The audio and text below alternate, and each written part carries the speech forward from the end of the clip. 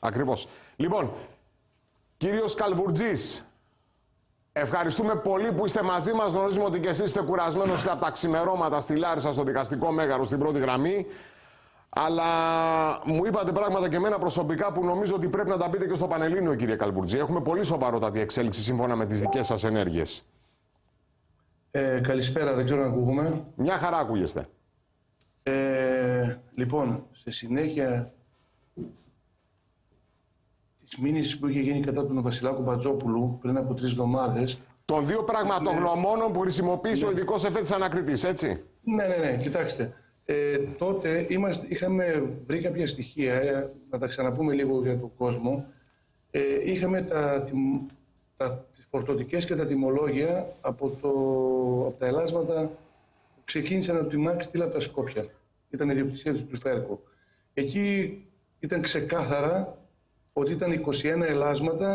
Να τα ξαναπούμε λίγο. Οι δύο πρώτες πλατφόρμες είχαν ελάσματα μήκους 14,70 η καθεμία και ήταν 6 και 6,12. Και η τρίτη πλατφόρμα είχε 9 ελάσματα μήκους 12,70, 13,70 και 14,10. Ήταν πάντως διαφορετικές διαστάσεις. Είχαμε μηνύσει τότε για ψευδή πραγματογνωμοσύνη τους κυρίους Βασιλάκο Μπατζόπουλο. Πρώτον, γιατί απέκρυψαν, στην ουσία είπαν ψέματα στην πραγματογνωμοσύνη τους, ότι τα ελάσματα ήταν 20, ξεκάθαρα είχαν πάρει τα στοιχεία όλα από την δικογραφία, είχαν ζητήσει να πάρουν τιμολόγια και ό,τι άλλο χρειαζόταν, ξέραν την αλήθεια ότι είναι 21 και γράψαν ότι είναι μόνο 20 και μάλιστα πειράξαν και τις διαστάσεις. Αυτό είναι πολύ σοβαρό που λέτε, γιατί υπήρχε η επίσημη ανακοίνωση και θυμάμαι μάλιστα μετά από την ερώτηση που είχε καταθέσει ο Κυριάκος Βελόπουλος στο Κοινοβούλιο για το τι μετέφερε η εμπορική αμαξοστοιχεία. Και μας λέτε ότι ήταν 21 ελάσματα η επίσημη ανακοίνωση, ο ισχυρισμός εταιρείας, ενώ καταμετρήθηκαν 20. Συγγνώμη που σας διακόπτω λίγο. Συγγνώμη που διακόπτω. Υπάρχει αγωγή από την ιδιοκτήτη εταιρεία του Φέρκο που έχει ρητή αναφορά στα τιμολόγια, περιγράφει επακριβώς το κάθε έλασμα. Ξέραν τι είναι το φορτίο. Όλο το αφήγημα, γιατί περί αφήγημα τελικά καταλήγουμε, ήταν ότι το φορτίο ήταν συγκεκριμένο και δεν άλλαξε ποτέ. Έχουμε κι άλλα όμως πολύ πιο σοβαρά. Για πείτε μας, κύριε Καλβουρτζή. Λοιπόν, μετακόπων και βασάνων θα πω, γιατί πάει 34 μήνες που γίνεται η έρευνα, βρήκαμε ότι ο κύριος εφέτης ανακριτής, όταν έδωσε την εντολή στον κύριο Νικολιδάκη και στην Άνουπης να μπουν στο κουλούρι για να αναζητήσουν και να βρουν τα οστά των παιδιών που τα πετάξαν στο κουλούρι, αυτό που λέει ο φίλος μου ο Παύλος Ασλανίδης, τους ζήτησε να καταγράψουν πέρα από το τι βρήκαν σε αντικείμενα και τον χώρο του κουλουρίου, όπως ήταν μέσα. Δηλαδή οι άνθρωποι βγάλαν βίντεο, βγάλαν φωτογραφίες και ελάσματα και τις μηχανές σε τι κατάσταση ήταν και τις πλατφόρμες που μετέφεραν τα ελάσματα και τα καμένα βαγόνια και το καμένο κηλικείο, όλα γενικώς.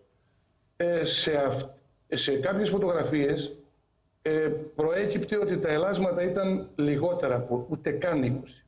Μάλιστα. Βρήκαμε λοιπόν μέσα στο υλικό, το φωτογραφικό και το βιντεοληπτικό, ένα βίντεο το οποίο, το ξαναλέω, ήταν μετά από παραγγελία του εφέτη ανακριτή με την 7/23 διάταξη και διορίσει τον κύριο Νικολιδάκη. Ο κύριος Νικολιδάκης πήρε μαζί του τον κύριο Αλεξανδρίου του Βαγγέλη, στην οποία φτάνουν στα ελάσματα και κάνουν καταμέτρηση των ελασμάτων 1 προς 1 και μάλιστα επειδή ακούγεται η λέξη χορτάργεσαν, τα μετράνε 1 προς 1. Έχει 3 στίβες με ελάσματα. Στην πρώτη στίβα μετράνε 1 προς 1 και βρίσκουν 7 ελάσματα. Στη δεύτερη ξαναμετράνε, επειδή μάλιστα ο κύριος Αλεξανδρής, από ό,τι καταλαβαίνω εκεί, γονατίζει μπροστά στα ελάσματα για να πιάσει το βίντεο από τέρμα κάτω. Μετράει άλλα 7 ελάσματα και το κομμένο το κομμάτι που είναι, όλοι το έχουμε δει το στραβωμένο το έλασμα από τον τόπο του συμβάντος. Και υπάρχει και μία τρίτη στίβα με ελάσματα, η οποία έχει μόνο 2. Οπότε 16 είναι τα ελάσματα 16.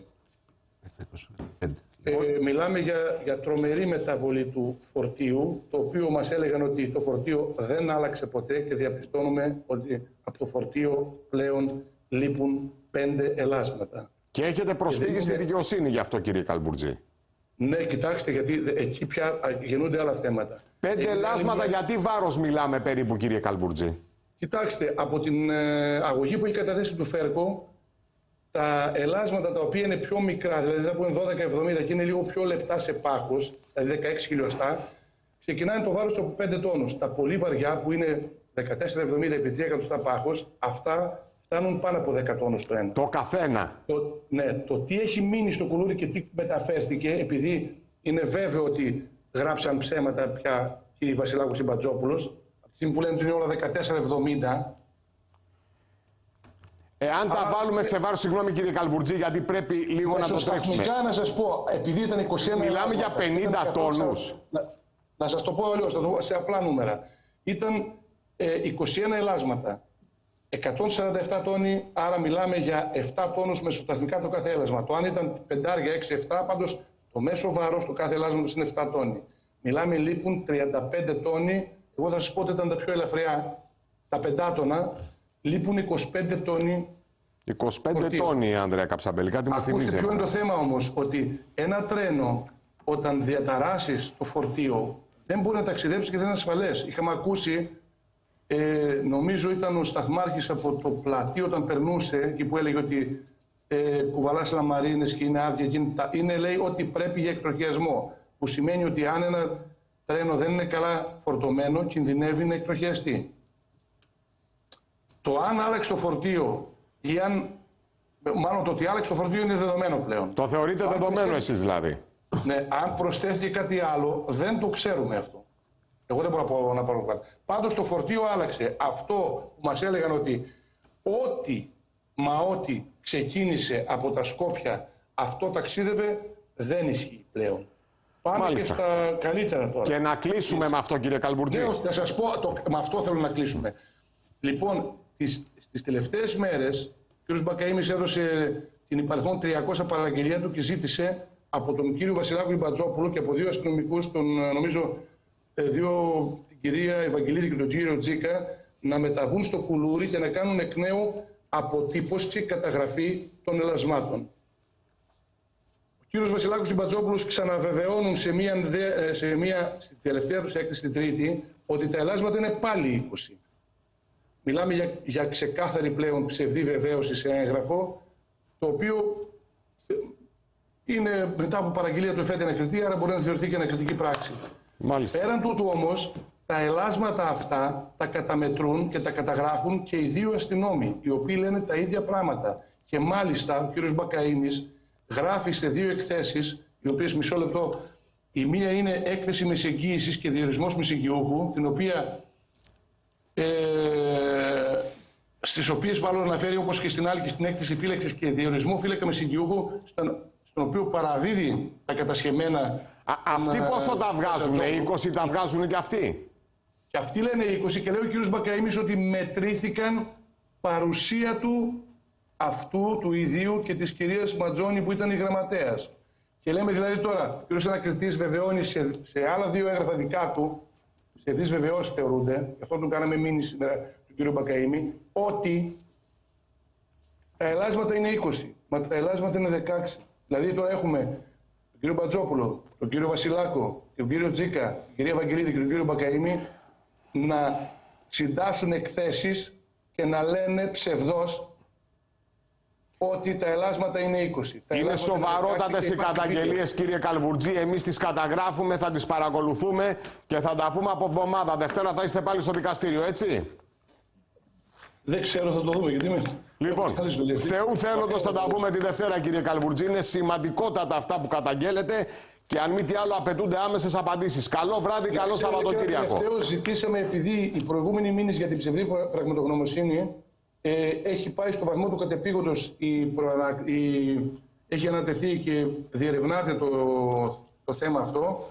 Ζητήσαμε να γίνει και συσχετισμός της σημερινής μήνυσης, γιατί πια τότε λέγαμε ότι είναι 20, αλλά τώρα ξέρουμε ότι είναι 16. Λοιπόν, ευχαριστούμε πάρα πολύ τον κύριο Καλβουρτζή. Εγώ να επαναλάβω, Ανδρέα Καψαμπέλη, ότι έχει βίντεο που τεκμηριώνει αυτά που ισχυρίζεται ο κύριος Καλβουρτζής. Από εκεί και πέρα τώρα... Είναι μετά από παραγγελία του κ. Μπακαΐμη. Το βίντεο είναι προϊόν από παραγγελία από διάθεση του κ. Μπακαΐμη. Ναι, είναι επίσημο βίντεο, δεν είπα ότι είναι... Είναι επίσημο με μεταδεδομένα, όχι σαν τα άλλα, με μεταδεδομένα. Με μεταδεδομένα, ακριβώς. Λοιπόν, ευχαριστούμε τον κύριο Καλβουρτζή. Να είστε καλά, γεια σας.